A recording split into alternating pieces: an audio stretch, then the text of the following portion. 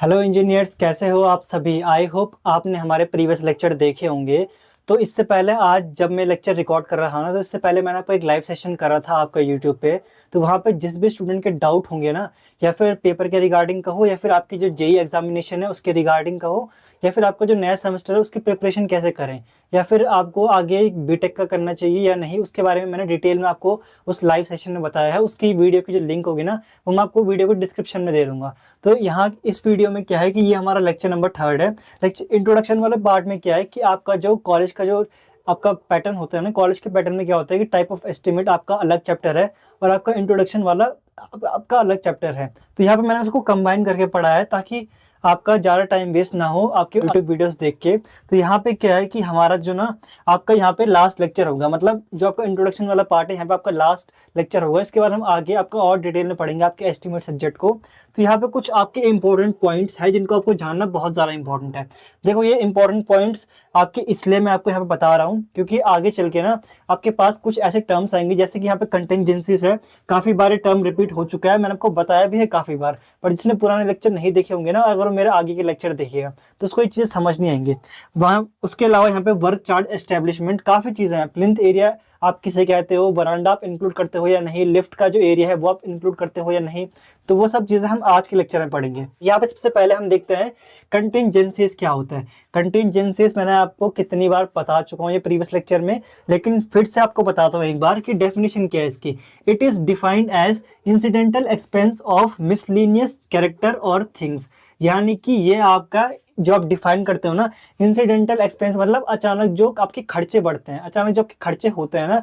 Incident मतलब कहीं पे आपका कोई सा भी आपका कोई आपके इंसिडेंट होना। इंसिडेंट होने से आपका क्या मतलब है, इंसिडेंट होने से आपका क्या मतलब है, कोई भी यहाँ पे घटना होना जिसकी वजह से जो आपका खर्च है वो बढ़ जाता है। इंसिडेंट मतलब आप इसको ऐसे समझो कि कहीं पे आपकी कोई घटना हो गई, जैसे कि आपका मटेरियल का लॉस हो गया या फिर किसी वर्कर को चोट लग गई, तो उसकी वजह से जो एक्सपेंस आता है मिसलिनियस एक्सपेंस बोलते हैं हम उसे। मिसलिनियस मतलब जो फालतू का होता है। अब जैसे मटेरियल बह गया, ये तो फालतू का खर्चा हो गया क्योंकि आपने ढंग से केयर नहीं करी होगी, आपने रखा नहीं होगा सही से। कैरेक्टर मतलब सेम वही कि अगर किसी पर्सन को चोट लगती है, वर्क साइड वर्क पे अगर किसी पर्सन को चोट लगती है, या फिर कोई थिंग्स है या फिर कोई आपका मटेरियल है उसका डैमेज या फिर नुकसान होता है। मिसलिनियस का मतलब वही है, एक्सपेंस ऑफ मिसलिनियस मतलब जो आपके फालतू के जो खर्चे होते हैं ना। इंसिडेंट मतलब अचानक कहीं पे आपका कुछ आपका हादसा हो गया या फिर कोई आपका एक्सीडेंट हो गया, तो वहाँ पे जो एक्सपेंस होता है वो फालतू का होता है क्योंकि उस पर तो आपका कोई ये नहीं होता, मतलब आपने सोचा नहीं होता कि मतलब ऐसा कुछ हो सकता है, तो वो आपका मिसलिनियस में आता है, मतलब फालतू का या फिर आपका कुछ मतलब इंपॉर्टेंट नहीं होता है वो। तो ये आप समझ गए होंगे कि कंटेंजेंसीज मतलब क्या होता है, आपके फालतू के खर्चे या फिर जो अचानक से जो खर्चे होते हैं आपके जो कंस्ट्रक्शन वर्क होता है। अब सर्वे वर्क तो नहीं, आपका जो कंस्ट्रक्शन वर्क में जो आपका फालतू का खर्चा होता है, तो उसको आप मिसलिनियस कहते हो, उसको आप कंटेंजेंसीज कहते हो। और ये क्या होता है, ये अप्रोक्सीमेटली आपका 3 से 5% होता है एस्टिमेट का। यानी कोई एस्टिमेट अगर आप बना रहे हो ना, तो उसका 3 से 5% आप ये मान के चलोगे कि आपका कंटेंजेंसीज होगा। ये आपका हमेशा होता है ऐसा, 3 से 5% आपको याद रखना है। और मैं पहले ही बता दूं स्टूडेंट्स को कि यहाँ पे ना मैं कोई कथा नहीं बता रहा हूँ, तो प्लीज़ यहाँ पे सब चीज़ों को आप एक साथ नोट करो। अगर आपने जेई की तैयारी शुरू करनी है ना, तो यहाँ से आप इन चीज़ों को सारा नोट डाउन करो, क्योंकि मैं आपको इसके आपका कॉम्पिटेटिव को भी पढ़ा रहा हूँ साथ में। आपके कॉलेज का भी काम आएगा और आपके कॉम्पिटेटिव में भी बहुत काम आएगा। यहाँ पे काफ़ी चीज़ें बताऊंगा, तो उन सब चीज़ों को यहाँ पे नोट डाउन करो। अब यहाँ पे दूसरा क्या आता है, work charge establishment. Work charge establishment 3 शब्द से मिलकर बना है।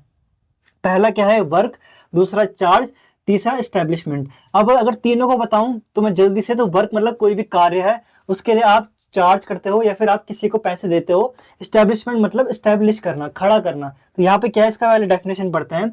During the construction of the project, यानी कि कंस्ट्रक्शन जो आप कराते हो ना किसी भी कार्य का, जब आप निर्माण कराते हो, तो वहाँ पे नंबर ऑफ स्किल्ड पर सुपरवाइजर आपको चाहिए होते हैं। यानी कि आपको सुपरवाइजर वहाँ पे चाहिए होते हैं। सुपरवाइजर मतलब क्या होता है, जो हमें बताता है कि हमें किस तरीके से ये काम करना है।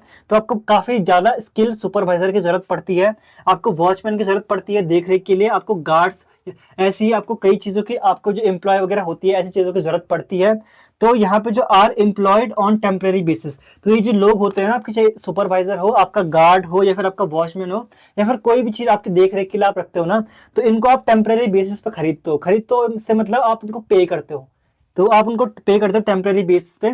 तो इसको ही आपका वर्क चार्ज एस्टेब्लिशमेंट बोलते हैं। वर्क चार्ज एस्टेब्लिशमेंट का मतलब क्या है कि अपने कार्य की देख रेख करने के लिए या फिर आपका कार्य अच्छे तरीके से हो, उसके लिए आप कुछ लोगों को आप मतलब आप वर्क प्रोवाइड करते हो या फिर आप उनको एम्प्लॉयमेंट देते हो, तो उसी को आपका वर्क चार्ज इस्टेब्लिशमेंट बोलते हैं। इस्टेब्लिशमेंट मतलब उनको वहां पे वर्क देना, इस्टेब्लिश करना मतलब उनको खड़ा करना या फिर उनको वर्क देना। आपका चार्ज मतलब आप उन लोगों को चार्ज दोगे, आप उन लोगों को चार्ज करोगे उस चीज का जो वो काम करेंगे। और वर्क मतलब सेम आपका कार्य है। तीन शब्द को जोड़कर ये जो आपका बना है ना वर्क चार्ज इस्टेब्लिशमेंट, यहाँ पे तीनों चीजों को मैंने अच्छे से समझाया है कि आपका वर्क मतलब कोई भी आपका कंस्ट्रक्शन कार्य हो रहा है, उसके लिए आप लोगों को चुनोगे और उनको आप उसके लिए पे करोगे, फ्री में कोई नहीं करेगा आपका काम, इतना आप ध्यान रखना। तो ये चीज आप समझ गए होंगे। यहाँ पे लास्ट लाइन क्या लिखी हुई है, the approximate amount for this, यानी कि आपका जो वर्क चार्ज इस्टेब्लिशमेंट होता है ना, इसकी अप्रोक्सीमेट अमाउंट जो आपकी होती है वो होती है 1.5 to 2% और एस्टिमेटेड कॉस्ट, यानी कि आपका जो टोटल एस्टिमेटेड कॉस्ट होगा ना उसका 1.5 से 2% के बीच आपका होता है वर्क चार्ज इस्टेब्लिशमेंट। कभी अगर कॉम्पिटिटिव में 1.5 to 2% ना आए, अगर यहाँ पे 1.5% की जगह वहां पे 4% आए या फिर 3% आए या फिर ऐसे ऐसे क्वेश्चन आए, तो वहां पे आपको सिंगल डिजिट चूज करनी है। 1.5 से 2 के बीच कोई भी आपकी अगर डिजिट होगी ना तो वो आपको चूज करनी है। और यहाँ पे सेम आपका अप्रोक्सीमेट 30 से 5% आपका जो होता है वो आपका कौन होता है, कंटिजेंसीज। अब इस चीज को ना आप नोट डाउन करो या तो वीडियो को पॉज करके इसका आप स्क्रीनशॉट लो, इसके बाद हम नेक्स्ट टॉपिक पे चलते हैं। अब यहाँ पे क्या है कि आपके तीसरा और चौथा जो आपका टर्म है ना, यहाँ पे आप देख सकते हो कि यहाँ पे टूल्स एंड प्लांट्स और आपका कैपिटल कॉस्ट आपके ज्यादा इंपॉर्टेंट ये पता कब होते हैं, जो आपके टर्म्स है जब आपको ये कॉम्पिटेटिव लेवल पे आपसे पूछे जाते हैं ना ये चीजें, और आपको माइंड में याद नहीं रहती कि हमने ये चीज पढ़ी है या नहीं। और अगर आप इसे नोट डाउन भी नहीं करोगे तो आपके लिए फिर नुकसान होगा आगे, क्योंकि आप कॉम्पिटेटिव में ना आपको ये चीजें दोबारा पढ़नी पड़ेगी सारा, और माइंड में कुछ भी आपका याद नहीं रहेगा। तो यहाँ पे ना मैं आपको क्या कहता हूँ कि हमेशा वीडियो के जब मैं आपका नेक्स्ट पार्ट यहाँ पे लाता हूँ ना बोर्ड पे, तो उससे पहले मैं आपको बोलता हूँ कि हम आप स्क्रीनशॉट ले लो या फिर इसको आप नोट डाउन कर लो, तो वो बहुत ज्यादा इंपॉर्टेंट है। क्योंकि अगर आप यहाँ पे नोट डाउन नहीं करोगे ना तो वो आपका जो काम होगा ना, भले आप स्क्रीनशॉट ले लो तो वो पेंडिंग में चले जाता है, बहुत ज्यादा पेंडिंग में जाएगा, फिर आपको नोट्स बनाने में दिक्कत होगी। और लास्ट टाइम में फिर आप किसी की वन शॉट देखोगे और आपको सिर्फ थ्योरी याद रहेगी, वो भी थोड़े टाइम के लिए। तो यहाँ पे जो मैं पढ़ा रहा हूँ ना उसको आप अच्छे से नोट डाउन करा करो, ठीक है, और समझने की कोशिश करा करो हर एक चीज को। यहाँ पे मैं इसलिए ना आपको ज्यादा टाइम वेस्ट नहीं करता हूँ कि ये सब चीजें लिखो फिर एक बार आपको ये चीजें समझाओ, इसलिए मैं आपको वीडियो में ना कट इतने सारे लगाता हूँ ताकि मैं जल्दी से इन सब चीजों को यहाँ पे नोट डाउन करके आपको समझा सकूँ। तो यहाँ पे क्या है कि आपका टूल्स एंड प्लांट्स यहाँ पे क्या है, देखो टूल्स एंड प्लांट्स आपको इतना इस पे ध्यान देने की जरूरत नहीं इस वर्ड पे। इसका सिंपल सा मतलब क्या है कि कभी भी आप किसी बड़े काम को करवाते हो ना, किसी बड़े काम को आप जब साइड पे आप ना एग्जीक्यूट कराते हो मतलब उसको करवाते हो, काम शुरू करवाते हो, एग्जीक्यूशन बोलते हैं उसको। तो क्या होता है कि जो आपका प्रावधान के अकॉर्डिंग आपको जो परचेस करनी होती है ना, कि आपको कितने आइटम्स आपको चाहिए होंगे, प्रावधान कहो या फिर जो आपका जो कॉन्ट्रैक्ट बनता है ना, तो उसके अकॉर्डिंग आपको ना आपको परचेस करनी होती है मशीन्स वगैरह।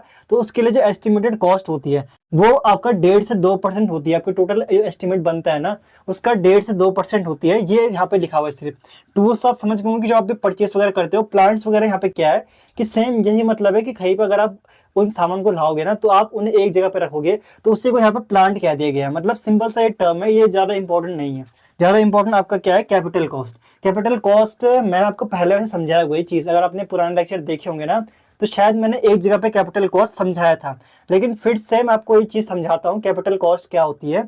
It is the total cost of construction project, यानी कि कोई कहाँ पे आपने अगर कोई कंस्ट्रक्शन कराया, कहीं पे अगर आपने कोई कंस्ट्रक्शन कराया है तो शुरुआत से लेकर एंड तक जो भी खर्चा उसमें आता है, मेरी बात ध्यान से सुनो, कहीं पे अगर कंस्ट्रक्शन कराया है आपने तो शुरुआत से लेकर एंड तक जो भी आपका खर्चा आता है उसको हम आपका कैपिटल कॉस्ट कहते हैं। टोटल कॉस्ट जो आपका कंस्ट्रक्शन का शुरुआत से लेकर अंत तक, वही यहाँ पर लिखा हुआ है कि it is the total cost of construction including all the expenditure. All the expenditure मतलब हर एक खर्चा उसमें इंक्लूड होता है, जितना आपने खर्च करा होगा from beginning to end of construction. Same वही चीज है कि आपने कंस्ट्रक्शन में शुरुआत से आखिर तक जो भी आपने खर्चा करा होगा, जो भी आपने एक्सपेंडिचर लगाया होगा, वो जो टोटल होगा ना आपका, उसी को आपका कैपिटल कॉस्ट कहेंगे। इतना सिंपल आपको समझा रहा हूँ, अब इसके बाद मैं बार बार इस चीज को रिपीट नहीं करूंगा। तो इस चीज को ना यहाँ पे नोट डाउन कर लो, जो आपका टूल्स एंड प्लांट्स है और आपका कैपिटल कॉस्ट। इसके बाद आपका प्लान के बारे में आपको बताऊंगा, बहुत ज्यादा इंपॉर्टेंट है वहाँ पे, क्योंकि आगे उससे ना बहुत सारी थ्योरी आपसे लिंक होगी।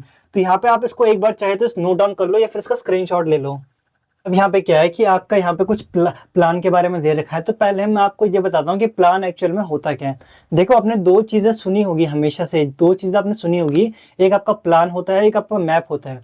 तो देखो, अगर मैं सिर्फ आपको सरफेस लेवल पे अगर आपको समझाऊं, सिर्फ मोटा मोटा अगर आपको समझाऊं, तो आपका मैप क्या होता है? जब किसी बड़े एरिया को, या फिर मैप, आपने कभी ये चीज़ सुनी है कि मैप किसी घर का है? आपने मैप हमेशा ये सुना होगा कि आपका कंट्री का मैप हो गया, या फिर वर्ल्ड का मैप हो गया, या फिर किसी स्टेट का मैप हो गया। तो जो आपका मैप होता है ना, वो आपका बहुत बड़े एरिया को एक पेपर पे दर्शाता है। और जो आपका प्लान होता है, प्लान हमेशा आपका घर का या फिर किसी ऐसे एरिया का होता है जो कि छोटा होता है। आपका स्टेट वर्सेस आपका डिस्ट्रिक्ट, आपका पूरा स्टेट में आपके बहुत सारे डिस्ट्रिक्ट आते हैं, और डिस्ट्रिक्ट में आपका बहुत सारे आपके शहर आते हैं। तो ऐसा इतना अंतर होता है। आपका जो मैप होगा वो स्टेट होगा, और आपका जो डिस्ट्रिक्ट होगा यानी कोई जिला होगा वो आपका प्लान होगा। तो ऐसे समझो कि जो प्लान होता है वो छोटे एरिया के लिए होता है, और जो मैप होता है वो बहुत बड़े एरिया के लिए होता है। ये चीज़ आप पहले समझ चुके होंगे। इसके बाद क्या है कि आपका 3 टाइप का प्लान है यहाँ पे। पहला आपका साइट प्लान हो गया, दूसरा आपका लेआउट प्लान हो गया, और तीसरा आपका आता है इंडेक्स प्लान। देखो, इंडेक्स प्लान इतना डिफिकल्ट नहीं है, लेकिन ये दोनों थोड़ा एक जैसे हैं। एक जैसे कैसे, मैं अभी आपको समझाता हूँ। तो देखो, पहले साइट प्लान क्या होता है। साइट प्लान मतलब नाम से ही समझ जाओ, मैं जितने भी आपको यहाँ पर टर्म्स बताऊंगा ना, तो ना उनको नाम से ही समझने की कोशिश करो। साइट प्लान मतलब क्या है कि साइट का प्लान, साइट मतलब जहाँ पे कंस्ट्रक्शन का कार्य हो रहा है। तो वहां पे क्या है कि it includes plan of building और साइट ऑफ प्रपोज्ड बिल्डिंग। यानी कि कोई अगर आपको बिल्डिंग दी है कंस्ट्रक्शन करने के लिए, या फिर आपका किसी बिल्डिंग का प्लान हो गया। प्लान मैंने बता दिया ना, छोटा एरिया जहाँ पे कंस्ट्रक्शन करना है। तो उसके साइट प्लान के अंदर आपकी ये सारी चीजें होती है कि मतलब बिल्डिंग का कोई प्लान होता है, या फिर किसी साइट पे आपको जो कंस्ट्रक्शन करना है ना, उसका जो एरिया होता है उसको आप इस पे दिखाते हो। एडजेसेंट बाउंड्रीज ऑफ प्लॉट, अगर आपका कहीं पे कोई प्लॉट है ना, प्लॉट मतलब कोई एरिया मान लो, तो उसकी जितने भी आपकी एडजेसेंट बाउंड्रीज होगी, कोई आपका एरिया होगा ना, आपने सर्वे में चीज पढ़ी होगी कि हम मार्क करते हैं बाउंड्रीज को। और मेरे को कमेंट में बताना ये चीज कि आपको याद है कि नहीं, कि मैंने सर्वे में पढ़ाया था कि बाउंड्रीज को मार्क करने के लिए हम कौन सा सर्वे करते हैं। आप ये चीज आप मेरे को कमेंट में बताना। और जो आपकी जो डिफरेंट डायरेक्शन में आपकी जो एडजेसेंट बाउंड्रीज होती है, उसको आप साइट प्लान में दिखाते हो। आपका यहाँ पे डायरेक्शन करते हो, या फिर आप ओरिएंटेशन करते हो। ओरिएंटेशन हमेशा याद रखना कि हम नॉर्थ के रिस्पेक्ट में हम नॉर्थ के रिस्पेक्ट में हम हमेशा ओरिएंटेशन करते हैं, या फिर हम अपने डायरेक्शन को बताते हैं। तो यहाँ पे लिख रखा है मैंने कि डायरेक्शन या फिर ओरिएंटेशन कहो बिल्डिंग का। हम बिल्डिंग का ओरिएंटेशन या फिर वो किस डायरेक्शन में है वो हम आपके साइट प्लान वगैरह में दिखाते हैं, और इसमें हम रोड और ड्रेन्स वगैरह दिखाते हैं। अब आपने साइट प्लान तो देख लिया। साइट प्लान क्या बिल्डिंग के लिए है, या फिर कोई प्लॉट है आपका, उसको आपको एडजेसेंट बाउंड्रीज वगैरह दिखानी है। अब यहाँ पे लेआउट प्लान क्या होता है। लेआउट प्लान थोड़ा बहुत इसका ही सिमिलर है। यहाँ पे क्या लिखा हुआ है कि in planning the colonies group of buildings a layout plan is generally prepared. यानी कि कहीं पे अगर आपको बहुत सारी जो आपकी कॉलोनीज है या फिर जो बिल्डिंग्स है ना, अगर आपको कहीं पे करनी है तो आप पहले प्लानिंग करोगे। इसके लिए आप लेआउट प्लान बनाते हो। लेआउट प्लान को ऐसे समझो आप कि जब आप बहुत सारी बिल्डिंग्स को आप एक साथ देखते हो ना, या फिर प्लानिंग करते हो कि उनको कंस्ट्रक्ट करना है, तब आपका लेआउट प्लान काम आता है। लेआउट प्लान मतलब क्या है, मैंने आपको बता दिया कि किसी एरिया को मैप में दिखाना, वो आपका प्लान होता है। तो यहाँ पे क्या है कि आपका जो आपका लेआउट प्लान होता है उस पे आप मतलब बहुत सारी कॉलोनीज आपको पता होगा ना क्या होता है, ग्रुप ऑफ बिल्डिंग्स, आपको ये भी पता है। इसके लिए हम लेआउट प्लान बनाते हैं। अगर हमें सिर्फ एक आपका बिल्डिंग दिखानी है या फिर कोई एरिया दिखाना है जो छोटा एरिया है, उसके लिए हम साइट प्लान इस्तेमाल करते हैं। और अगर कोई बड़ा क्षेत्र हो गया या फिर आपकी बहुत ज़्यादा बिल्डिंग्स, ग्रुप ऑफ बिल्डिंग्स हो गई या फिर कॉलोनीज हो गई, तब आपका लेआउट प्लान आपका बनाया जाता है। यहाँ पे क्या होता है कि इट इंक्लूड्स, जो आपका लेआउट प्लान होता है उसमें क्या क्या इंक्लूड होता है, road alignment and plot location. देखो आपकी प्लॉट की लोकेशन कहाँ पे है, आपका रोड का अलाइनमेंट कैसा है प्लॉट के रिस्पेक्ट में, तो वो चीज़ आपको देखी जाती है। Water supply and drainage arrangement, यानी कि आपकी पानी की सप्लाई कैसी है वहाँ पे, और जो आपकी नालियाँ वगैरह होती है ना जहाँ से आपका कचरा जाता है, वो किस तरीके से अरेंज है। यहाँ पे एक और पॉइंट आता है आपका जो मैंने यहाँ पे लिखा नहीं है, कंजेस्टेड हो गया था यहाँ पे। तो जो आपका लेआउट प्लान होता है ना, वो आपका और क्या क्या चीजें दिखाना चाहिए, आपका स्कूल दिखाना चाहिए, दूसरा आपका मार्केट हो गया, तीसरा आपका हॉस्पिटल हो गया, चौथा आपका पार्क हो गया। ऐसी ऐसी चीजें मतलब जो कि काफी डिटेलिंग होती है कि आपका जो जहाँ पे आप कंस्ट्रक्शन करोगे ना उसके आसपास जो भी आप दिखाते हो तो वो आपका लेआउट प्लान में दिखाते हो। अब ये चीज ना थोड़ा आगे की है, मैं आपको थोड़ा डिटेल में बताने की कोशिश करता हूँ कि कहीं पे ना आपका अवैध कंस्ट्रक्शन, आपने सुना होगा ना अवैध कंस्ट्रक्शन कहीं पे होता है, तो बेसिकली उसमें होता क्या है कि अब उत्तर प्रदेश में तो ये काफी चीजें चल रही है कि मतलब जो भी आपका कंस्ट्रक्शन जो मतलब एज पर आईएस कोड या फिर जो आपके प्रावधान के अकॉर्डिंग नहीं हुआ है, प्रोविजन के अकॉर्डिंग, उन सबको डिमोलिश करते हैं। तो वहां पे क्या होता है कि आपकी जैसे अगर रोड से आपका प्लॉट की लोकेशन है, मान लो कहीं अगर 30 फीट दे रखा है और आपने उसके लिए उतनी जगह छोड़ी नहीं है, या फिर जिससे आपने साइट खरीदी थी तो उसने आपको एक्यूरेट डिटेल नहीं बताई है। तो अगर आपको कहीं पे कंस्ट्रक्शन कराना है ना, तो सबसे पहले आप एक चीज़ करना कि आप या तो खुद सारी मेजरमेंट करना, जब भी आप खुद से थोड़ा सर्वे का ट्राई करना, या तो फिर आपके आसपास कहीं पे कोई नगर निगम होगा ना, उनसे आप मतलब इसका ये आप जांच करवा सकते हो। नगर नगर निगम से आप अपनी हेल्प ले सकते हो कि मतलब क्या क्या डिटेलिंग होनी चाहिए या फिर हमें क्या क्या रूल्स को फॉलो करना है, तब जाके आप अपना लेआउट प्लान उसके अकॉर्डिंग बना सकते हो। तो ये चीज़ आपको ध्यान में रखनी होती है जब भी आप कंस्ट्रक्शन कराते हो। ये बहुत आगे की चीज़ है। यहाँ पे लास्ट आता है इंडेक्स प्लान। देखो इंडेक्स प्लान क्या होता है, सिंपल सा अगर आपको बताऊं तो ये रोड के अलाइनमेंट के बारे में बताता है। रोड का अलाइनमेंट कैसा है, अलाइनमेंट का मतलब क्या है कि वो किस तरीके से आपकी रोड जो है वो डल रखी है या फिर किस तरीके से है वो आपकी रोड प्रेजेंट है।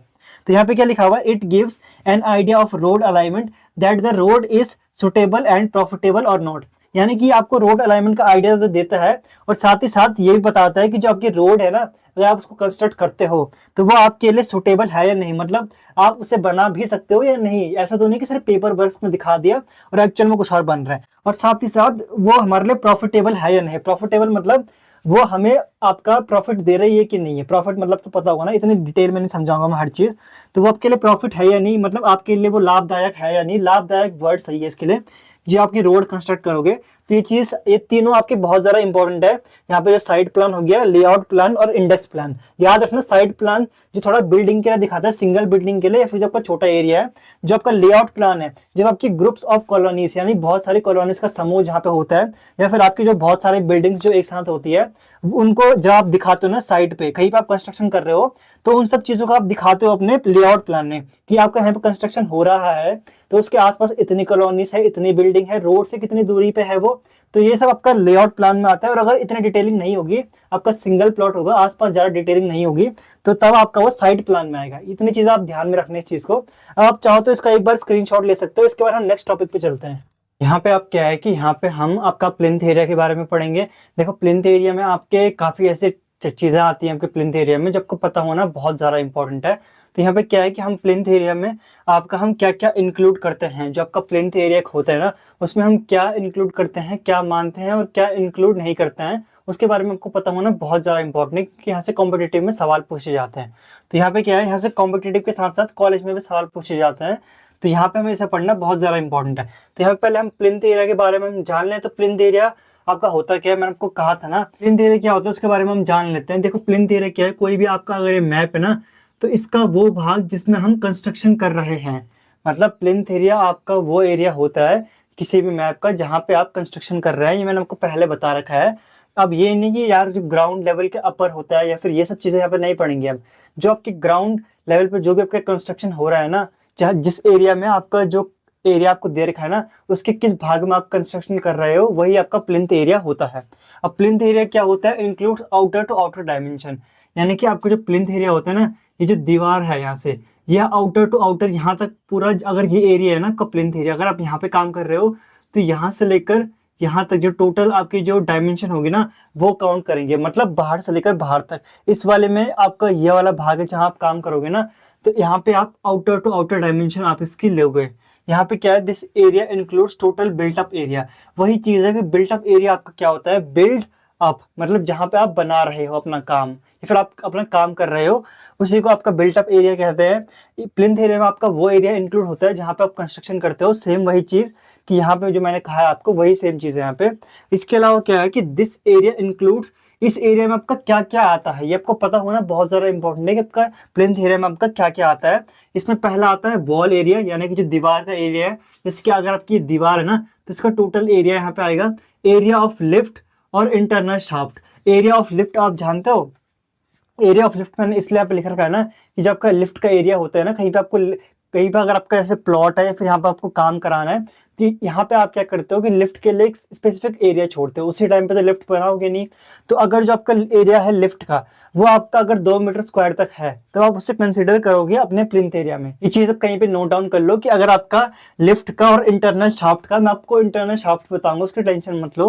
अगर आपका लिफ्ट का एरिया और इंटरनल शाफ्ट का एरिया ना 2 मीटर स्क्वायर तक है, मतलब 2 मीटर स्क्वायर से कम है या फिर वहां तक 2 मीटर स्क्वायर तक है, तो उसको आप प्लिंथ एरिया में आपका इंक्लूड करोगे। लेकिन अगर 2 मीटर स्क्वायर से ज्यादा का एरिया है तो उसे आप इंक्लूड नहीं करोगे। ये चीज आपको ध्यान रखनी है। तो इसको आप नोट करके लिखना कि area of lift up to 2 metre square, यहाँ पे मैंने लिख रखा है।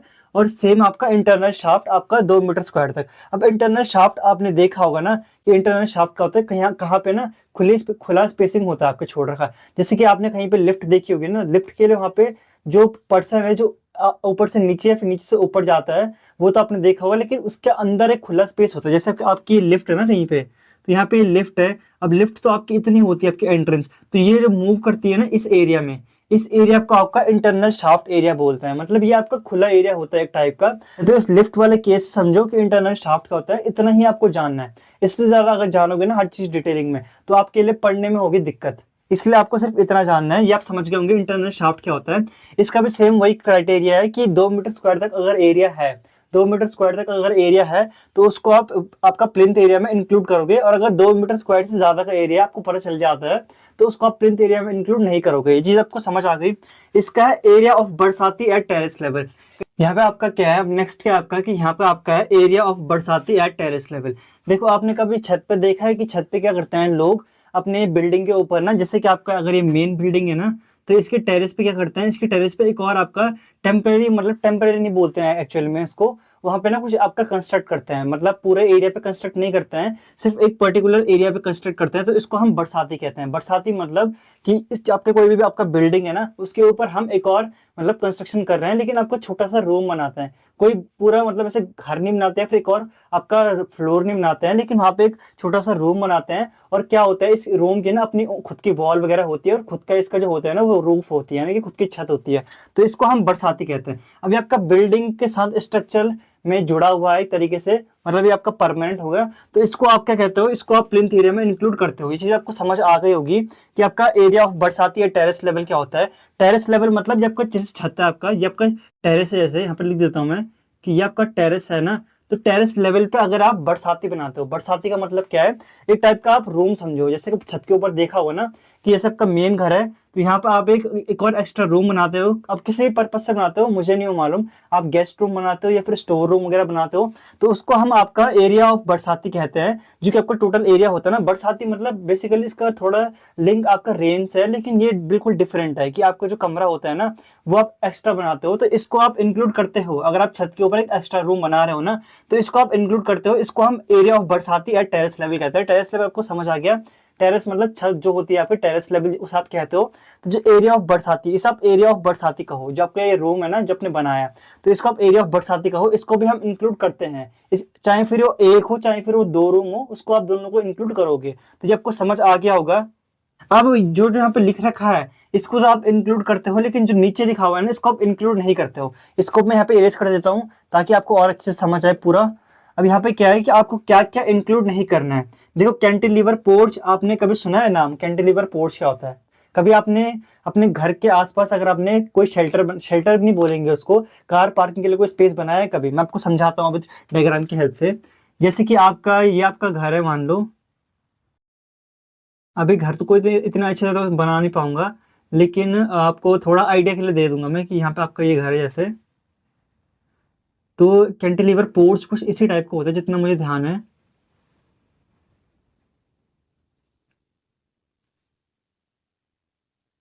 जैसे कि आपने यहाँ पे देखा होगा ना, ये आपकी बिल्डिंग है जैसा है, ये आपका घर है, यहाँ पे जब आपका मेन घर है। और यहाँ पे क्या है, जैसे कि आपका कोई गैराज वगैरह बनाते हो ना, कई लोग तो गैराज बनाते हैं, उसको हम आपका प्लिंथ एरिया में इंक्लूड करते हैं।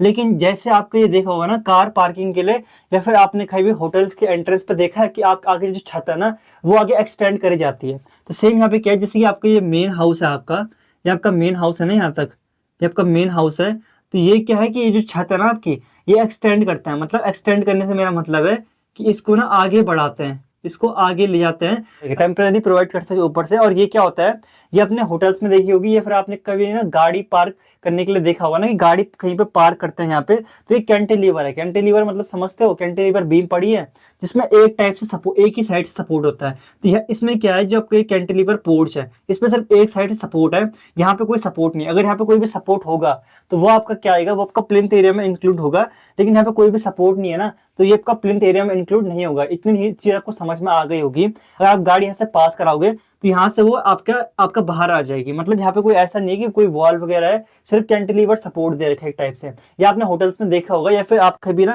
कहीं पे अगर गाड़ी के लिए टेम्परेरी आप शेल्टर बनाना चाहते हो, टेम्परेरी मतलब आप उसे सिर्फ छत देना चाहते हो ऊपर से, ताकि वो बारिश और धूप से बच सके, तो इस टाइप में ना आप ऐसा आपका पोर्च बनाते हो। पोर्च कहते हैं बेसिकली इसको आपका कैंटिलीवर पोर्च कहते हैं। आपका ये पोर्च जरूरी नहीं कैंटिलीवर होगा। अगर आप इसे यहाँ पे सपोर्ट प्रोवाइड कर दोगे, ऐसे अगर आप ऐसे सपोर्ट प्रोवाइड कर दोगे, तो ये सेम आपका क्या होगा, ये आपका प्लिंथ एरिया में इंक्लूड होगा, तभी आपका कैंटिलीवर पोर्च नहीं होगा।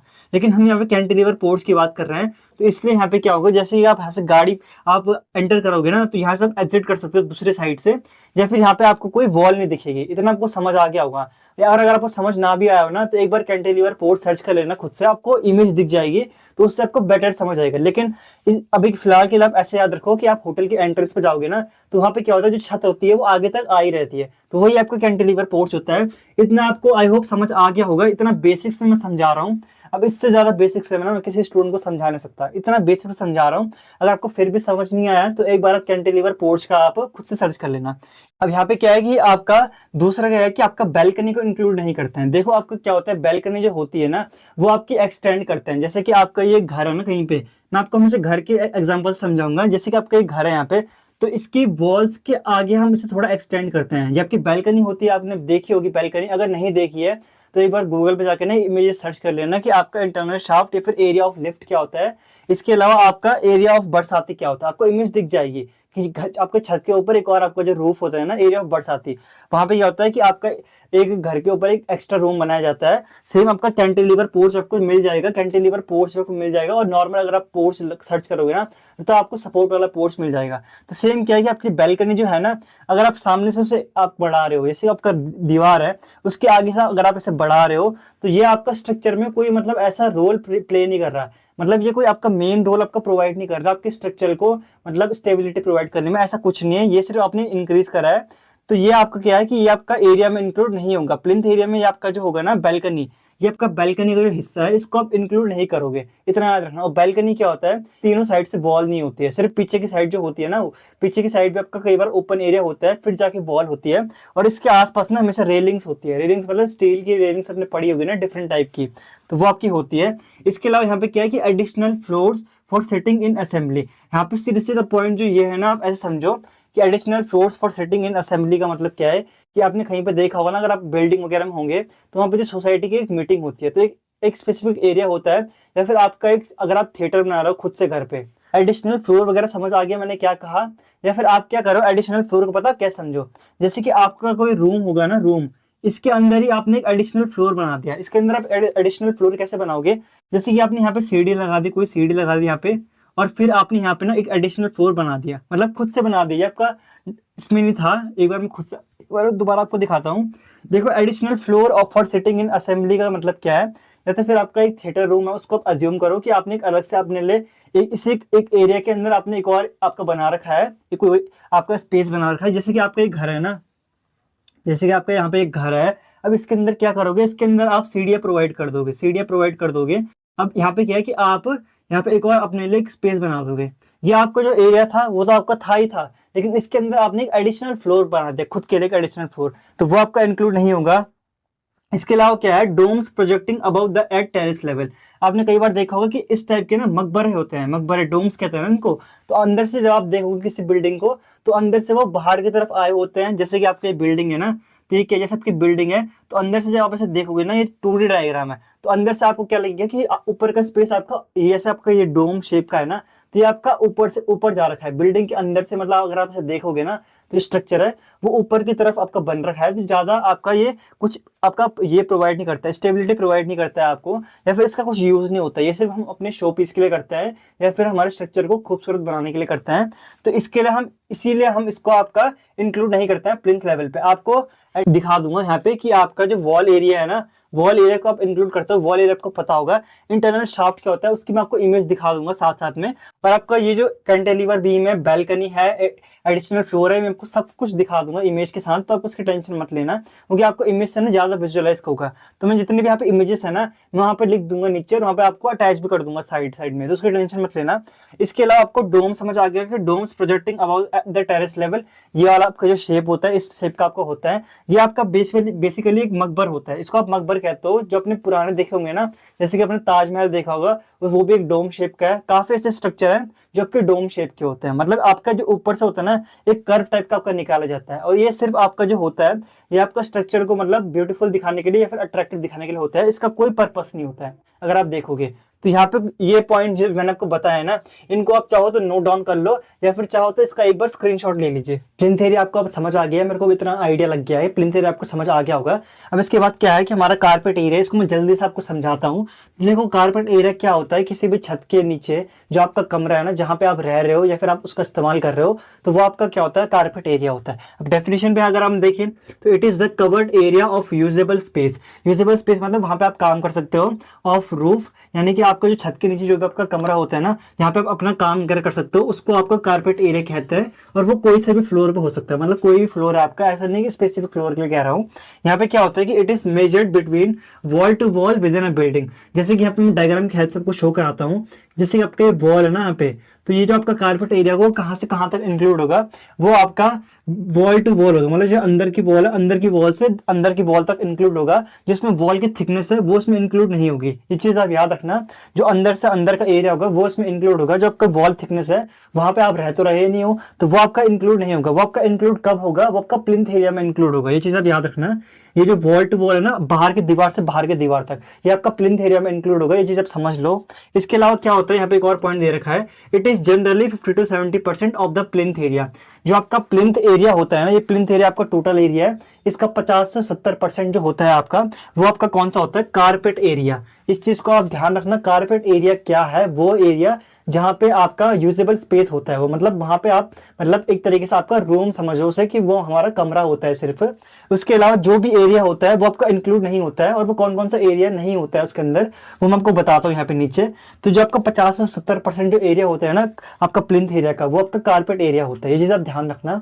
क्योंकि जो बाकी का बचा हुआ एरिया है वो आपका वॉल की थिकनेस जो आप देख रहे हो, ये बाहर वाला एरिया है। इसके अलावा यहाँ पे और कुछ समझाने के लिए नहीं है। जो आपका यहाँ पे दे रखा है कि following area not included in carpet area, मतलब जो आपका कारपेट एरिया होता है उसमें इंक्लूड नहीं होता है आपका जो भी यहाँ पे दे रखा है। इनके अलावा भी काफी चीजें होती है, लेकिन आप ये चीज समझो ये सारे मेन है। जैसे कि आपका वॉल एरिया, जो आपका दीवार का ये एरिया है ना, ये वाला, ये आपका इंक्लूड नहीं होगा, उसके अंदर नहीं गिना जाएगा। वरांडा हो गया, वो आपका नहीं गिना जाएगा। कॉरिडोर्स हो गया, कॉरिडोर्स आपने देखा होगा ना, जैसे कि आपकी ये आपका दीवार है, इसके यहाँ पे ना एक कॉरिडोर बना देते हैं, मतलब एक रास्ता बना देते हैं, और या फिर आप उसे पैसेज कहो। कॉरिडोर और पैसेज होता है, इसको हम इंक्लूड नहीं करते हैं क्योंकि यहाँ पे तो आप रह नहीं रहे हो। पोर्च मैंने आपको समझाया था इससे पहले, इसको भी हम नहीं गिनते हैं। इसके अलावा स्टेयर केस, सीढ़ियों पे आप रहते हो क्या, सीढ़ियों पे आप सोते हो, तो आपको इंक्लूड नहीं होगा। शाफ्ट एंड लिफ्ट, शाफ्ट मैंने आपको बता दिया, लिफ्ट मैंने आपको बता दिया। अब एक्सेप्शनल केस हो सकता है कि कोई शाफ्ट और लिफ्ट में सोता होगा, ये एक्सेप्शनल केस है। यहाँ पे साथ में किचन, बाथरूम और वॉशरूम, ये आपके यूजेबल स्पेस में तो आता है, लेकिन ये आपके वहां पे सोते तो हो नहीं आप। सिर्फ आपका कारपेट एरिया को ऐसे समझो कि वहां पे आप रहते हो और सोते हो। आपका जैसा आपका मेन रूम होता है, तो आपका किचन, बाथरूम, वॉशरूम ये आपका नहीं होगा, उसमें नहीं गिना जाएगा आपका कारपेट एरिया में। इसके अलावा स्टोर रूम, देखो स्टोर रूम का पर्पस क्या होता है, स्टोर मतलब कहीं पर रखना या फिर उस सामान को इकट्ठा करके रखना। तो स्टोर रूम में कोई मुश्किल से ही सोता होगा, मुझे इतना मालूम है, कभी कभी चलता है, लेकिन आपका जो मेन होता है रूम, जो आपका मेन रूम होता है, सिर्फ वही आपका कारपेट एरिया में आता है। कैंटीन हो गया, ये सारी चीजें जो यहाँ पे दे रखी है ना, आपका वॉल से लेकर और आपका जो कैंटीन और स्टोर रूम है, ये आपका कारपेट एरिया में इंक्लूड नहीं होता है या फिर नहीं गिना जाता है। इस चीज का आप ध्यान रखना, ये सब इंक्लूड नहीं होता है। सिर्फ आपका जो यूजेबल स्पेस का आपका एरिया होता है, जैसे कि आपका कमरा होता है, वो आपका इंक्लूड होगा। अब एक फ्लोर पर कितने भी कमरे हो सकते हैं, वो सब आपके कारपेट एरिया में गिने जाएंगे। तो ये चीज आप समझ गए होंगे। अब जल्दी से आपके एक दो टॉपिक और है, उनको मैं समझाता हूँ और उसके बाद इस वीडियो को हम एंड करते हैं। तो आप चाहे तो इसका एक बार स्क्रीनशॉट ले लीजिए। अब यहाँ पे क्या है कि आपके सिर्फ 3 और एरिया आपको पढ़ने हैं। आपका सर्कुलेशन एरिया पढ़ना है आपको, आपका फ्लोर एरिया और आपका सेटबैक एरिया। तो 3 बहुत ज्यादा इजी है, अगर आप इन्हें नोट डाउन करके रिवाइज करोगे तो आपको आसानी से आपको याद हो जाएंगे। मैं यहाँ पे आपको समझाता हूँ कि फ्लोर एरिया क्या होता है। देखो फ्लोर एरिया का मतलब क्या है कि फर्श का एरिया, फ्लोर मतलब फर्श और एरिया मतलब फर्श का जितना एरिया होता है।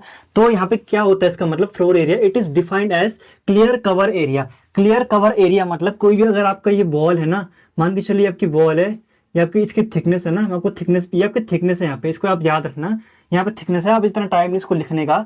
तो यहाँ पे क्या होता है कि अगर आपको क्लियर कवर एरिया होता है आपका, मतलब जो ये वाला एरिया आपको दिख रहा है ना, ये आपका फ्लोर एरिया, मतलब यहाँ पे आप कुछ भी कर सकते हो, यहाँ पे आप चल सकते हो, खा सकते हो, घूम सकते हो, कुछ भी कर सकते हो उस एरिया में।